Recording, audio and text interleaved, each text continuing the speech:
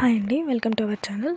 So Varalakshmi వ్రతం మొదటిసారిగా ఎవరైనా చేసుకోవాలి అనుకుంటే వాళ్ళకి ఈ వీడియో చాలా బాగా యూజ్ అవుతుందండి.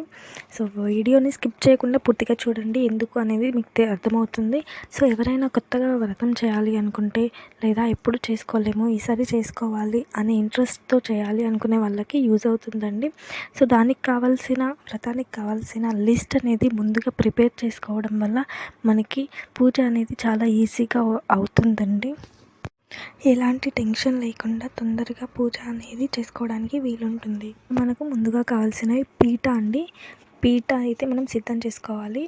అలాగే పువ్వులు కొంచెం ఎక్కువ తీసుకోండి. పువ్వులు, అలాగే తెల్ల దారం రీల్, మనం దారపుండ ఉంటుంది కదా మన దగ్గర, సో అదొకటి సరిపోతుంది. అలాగే బియ్యం పీట మీద వేయడానికి, అలాగే కలశంలో వేయడానికి బియ్యం అండి.